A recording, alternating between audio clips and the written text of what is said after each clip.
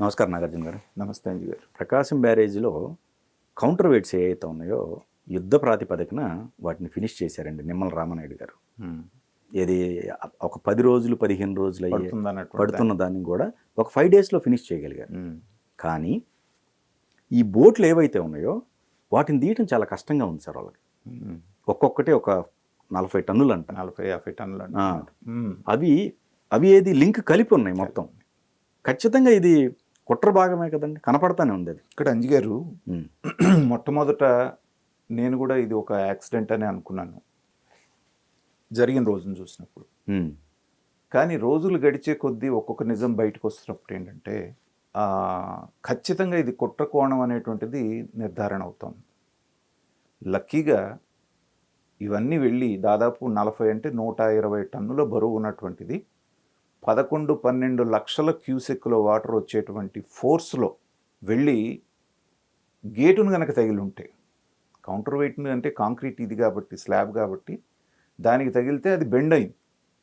అలా కాకుండా నేరుగా గేటుకు తగిలితే గేటును కొట్టేసి తీసుకెళ్ళిపోతే మీకు అక్కడ ఒక్క చోట కనుక గండి పడ్డది అంటే బ్రీచ్ అయితే డ్యాము, మిగతా డ్యాముకు కూడా ఇబ్బంది వచ్చేటువంటి పరిస్థితి. అందులో ఒక గేట్ దగ్గర తగల 3 గేట్లను డ్యామేజ్ చేసినటువంటి సందర్భంలో ఇది ఇంటెన్షనల్గానే జరిగింది అనేటువంటిది ప్రాథమికంగా నిర్ధారించారనేటువంటి వార్తలు మనకి కుట్రకోణం దీంట్లో నిర్ధారణ అయిందని చెప్తున్నారు. ఓకే, పూర్తి స్థాయిలో పోలీసులు స్టేట్మెంట్ ఇస్తే కానీ మనకి దాని మీద పూర్తి స్థాయి క్లారిటీ రాదు. కానీ కుట్రకోణం ఖచ్చితంగా ఉందనేటువంటిది చెప్తున్నారు. ప్రకాశం బ్యారేజ్ని డ్యామేజ్ చేయటమే వాళ్ళ ఉద్దేశం అనేటువంటిది ప్రాథమికంగా నిర్ధారణ. లేకపోతే గుంటూరు జిల్లా వైపు పైన ఎక్కడో ఆపరేట్ చేసే ఈ బోట్లు, జగ్గైపేట ఆ ప్రాంతంలో ఆపరేట్ చేసే బోట్లు అక్కడి నుంచి ఇబ్రహీంపట్నం దగ్గరికి ఎందుకు వచ్చినాయి? వచ్చిన తర్వాత దానికి కావాల్సినటువంటిదంతా కూడా ఏం జరిగింది అక్కడ, రెక్కీ లాంటిది ఎలా జరిగింది, ఏం జరిగింది అనేటువంటిది పోసుకొచ్చినట్టుగా బయటకు వస్తూ ఉంది. వచ్చినప్పుడు ఖచ్చితంగా వీళ్ళు నరమేధానికే ప్లాన్ చేశారు అనేటువంటిది అర్థమవుతుంది. నిజంగా అదే జరిగి ఉంటే ఏమవుతుంది, ఏం జరిగేది అనేది ఊహించుకుంటే చాలా భయానకంగా అనిపిస్తుంది. ఇప్పుడు ఆ చుట్టుపక్కల లంక గ్రామాలండి, మీకు ఇక్కడ నుంచి దివిసీమ దాకా చివరి వరకు ఉన్నటువంటి లంక గ్రామాలు మొత్తం సముద్రంలో కలిసిపోయి 2 పక్కల ఇటు గుంటూరు జిల్లా అటు కృష్ణా జిల్లా ఆ నదీ పరివాహక ప్రాంతంలో ఉన్నటువంటి విలేజెస్ అన్నీ కూడా జలసమాధి అయ్యేవి. ఓకే, దానికి ప్లాన్ చేశారు అంటే వీళ్ళు మనుషుల సంతతి అని మనం ఎలా అనుకుంటాం? సాటి మనిషికి హాని చేయాలంటేనే 1కి 10 సార్లు ఆలోచించేటువంటి సమాజంలో మనం, దాన్ని సమాజం ఒప్పుకోనటువంటి సమాజంలో మనం ఉండి ఒక భయంకరమైనటువంటి మారణ హోమానికి వీళ్ళు ప్లాన్ చేశారు అంటే వీళ్ళని మనుషుల సంతతిలో మనం వేసుకోవడానికి రాక్షసుల అంశతో పుట్టినట్టు మనం పదే పదే అనుకున్నాం. కొంతమంది నాయకులు అలాంటి వాళ్ళు ఉన్నారు. కొత్త వాళ్ళందరూ కూడా బయటకు వస్తున్నారు. దీంట్లో ప్రధానమైనటువంటి పాత్ర నందిగం సురేష్ది అనేటువంటిది బయటకు వస్తున్నటువంటి మాట. నందిగం సురేష్ అనేటువంటి వ్యక్తిని నేను గత కొద్ది కాలంగా 5 సంవత్సరాలుగా గమనించినప్పుడు అతని మాట, అతని తీరు, పద్ధతి, అతని అహంకారం, ఎంపీ అయిన తర్వాత అతను బిహేవ్ చేసిన పద్ధతి చూస్తే నిజంగా రాక్షస గణంలో ఒకటిగా కనిపిస్తాడు మనకి. అంటే అంత అహంకారం, అంత కండకావరంతో బిహేవ్ చేయటం. సో అలాంటి వాళ్ళకి ఉచ్చం నీచం అనేటువంటిది ఏమీ ఉండదు. అయితే పై స్థాయి నుంచి వాళ్ళకి ఆదేశాలు కనుక రాకపోతే ఇంతటి దారుణానికి ఒడిగట్టడానికి అనేటువంటి ధైర్యం చేయరు అనేటువంటిది నా నమ్మకం. జగన్మోహన్ రెడ్డి గారి స్థాయి నుంచి ఏదో ఒక విధ్వంసం చేయండి అనేటువంటి ఆదేశం కనుక రాకపోతే, ప్రభుత్వానికి చెడ్డ పేరు వచ్చేటట్టు ఏదో ఒకటి చేయండి, దీన్నే పగలగొట్టండి అని చెప్పి ఉండకపోవచ్చు ఆయన. కానీ అంత దారుణమైనటువంటిది ఏదో జరగాలని ఆయన ఆదేశం లేనిది ఇది జరుగుతుందని నేనైతే నమ్మట్లేదు. నిజంగా అది కనుక జరిగితే మాత్రం సాధారణంగా మనం చూస్తూ ఉంటాం, అటెంప్ట్ టు మర్డర్ కేసులోనే 7 సంవత్సరాలకు పైబడి శిక్ష పడుతూ ఉంటుంది. ఏది హత్య యత్నం చేస్తేనే, ఒక్క మనిషి మీద, హత్య చేయకపోయినా రైట్. కానీ కొన్ని లక్షల మందిని హత్య చేయడానికి చేసినటువంటి ఈ ప్రయత్నాన్ని మనం ఏమనుకోవాలి? ఇలాంటి వాళ్ళని ఎలా శిక్షించాలి? కొన్ని 100 సార్లు ఉరిదీసినా తప్పు లేదంటాను నేను ఇలాంటి వాళ్ళని. ఎందుకంటే అలాంటి ఆలోచన రావటం అనేటువంటిదే మనిషి పుట్టినవాడికి ఎవరికి రాకూడదు. కానీ అలాంటి ఆలోచన అంత దారుణానికి తెగిచ్చారు అంటే గతంలో కూడా చూసాం.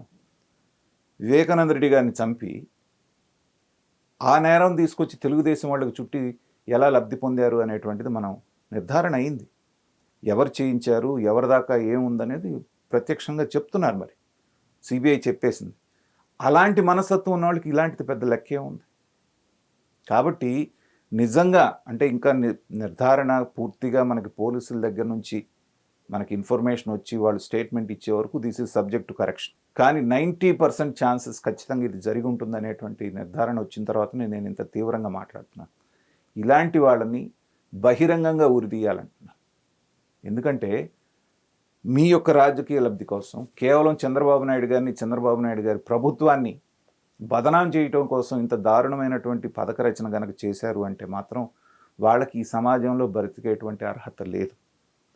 ఈ ఎంక్వైరీలో గనక ఏమాత్రం జగన్మోహన్ రెడ్డి గారి పేరు బయటకు వచ్చినా, నేను మళ్ళీ చెప్తున్నాను, జగన్మోహన్ రెడ్డి గారి పేరు బయటకు వస్తే మాత్రం ఏమాత్రం మీనమేషాలు లెక్క పెట్టకుండా ఇమ్మీడియట్గా అతన్ని బుక్ చేసి లోపలేయాలి.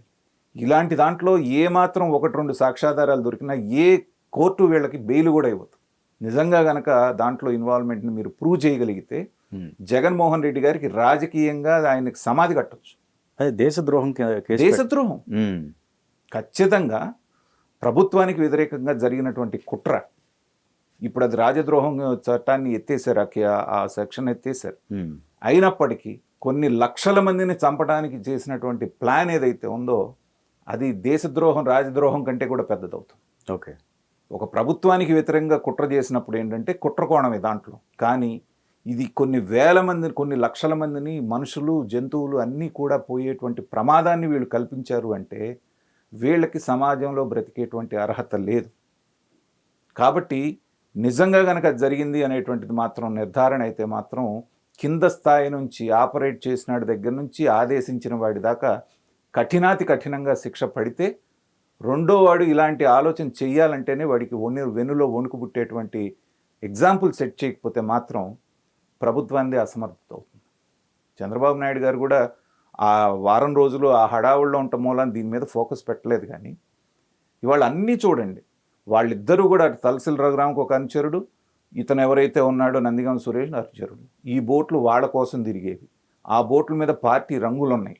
3 బలమైనటువంటి బోట్లు, పెద్ద బోట్లని ఒక చిన్న తాడుతో కట్టడం, ఈ మూడింటిని కలిపి బలంగా కట్టడం, తర్వాత పులిచింతల దగ్గర నుంచి ఇక్కడ దాకా ఉన్నటువంటి కొన్ని వందలాది బోట్లలో ఇవి తప్పితే ఏవి రాకపోవటం.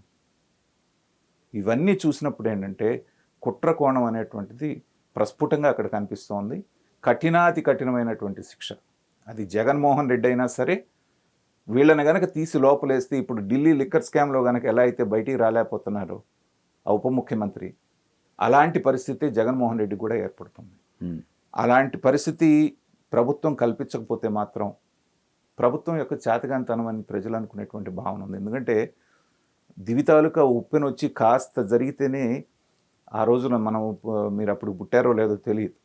సో అలాంటి కొన్ని వేల మంది చనిపోయారు ఆ రోజునే ఒక ఉప్పెన వస్తుంది.